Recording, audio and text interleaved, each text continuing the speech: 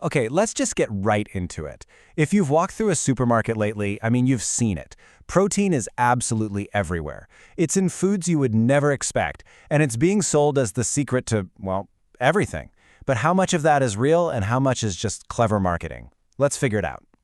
Seriously, why is it everywhere? It really feels like, almost overnight, this one nutrient jumped from the world of elite bodybuilders straight into all of our shopping carts. So what's going on? Of course, you've got the classics, right? The protein bars. They were kind of the original healthy snack for when you're on the go. And then it started creeping into the dairy aisle. You see all these yogurts promising to keep you full longer and help your muscles recover. But it didn't stop there. Oh no. Now you can find protein ice cream. And let's be honest, when your dessert is bragging about its protein content, you know a trend has officially peaked. So to really understand this whole craze, we need to go back to square one. What even is protein, and why does our body care about it so much in the first place? You know, the simplest way to put it is that protein is literally what you're made of. It's one of the big three macronutrients. You've got fats, you've got carbs, and you've got protein. But here's the key difference. While fats and carbs are mostly about energy, protein is all about structure. It's building you. So how does that work? Well, proteins themselves are made up of 20 different little things called amino acids. And honestly, the best analogy ever is to think of them as Lego bricks. Your body takes these bricks and snaps them together in all sorts of different combinations to build literally everything it needs, from muscle tissue to the keratin that makes up your hair and nails. All right, here we go. This is the million-dollar question, isn't it? With every label screaming more protein, what's the actual number we should be aiming for each day?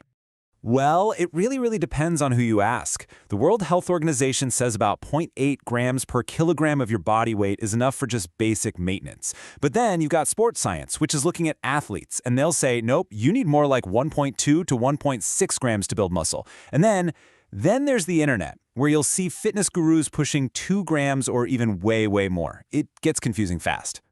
So you might be thinking, okay, more protein means more muscle, so I'll just aim for the highest number. But hold on, not so fast. There's a really important catch here that almost everyone misses. It all boils down to simple economics: supply and demand. The protein you eat, that's your supply. That's the pile of Lego bricks. But you can have a mountain of bricks. And if there's no blueprint, no one asking for a building, those bricks are just going to sit there. The demand is created by exercise, especially strength training.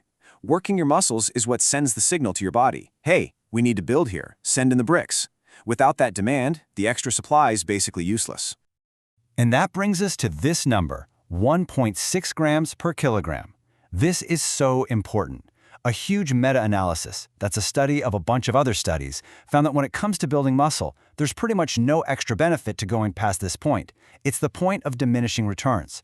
Shoveling in more protein by itself simply won't create more muscle. So, can you have too much of a good thing? Well, for most healthy people, a little extra protein isn't a huge deal. But there are a few things to keep in mind. First, most of us in Western countries are already getting plenty of protein without even trying.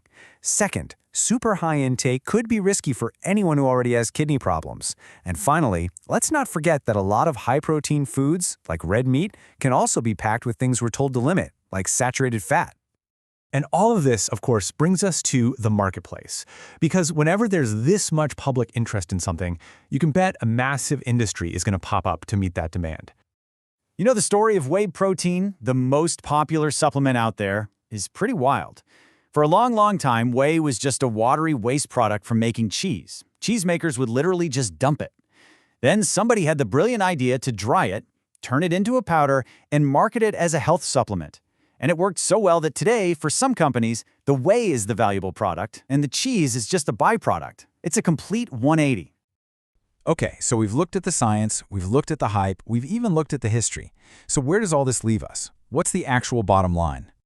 Let's break it down into 4 simple takeaways. 1. Protein is great for making you feel full. It's got high satiety. 2. More protein isn't a magic muscle pill. You absolutely need strength training to create that demand.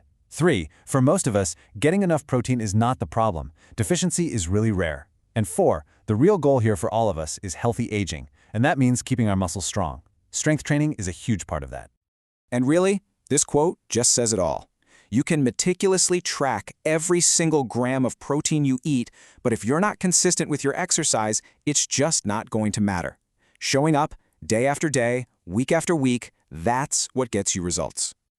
So maybe, just maybe, we've been asking the wrong question this whole time. Instead of obsessing over the grams of protein on a nutrition label, maybe the more powerful question to ask ourselves is this: how can I consistently build movement and strength into my life? Because that is what will truly make all the difference.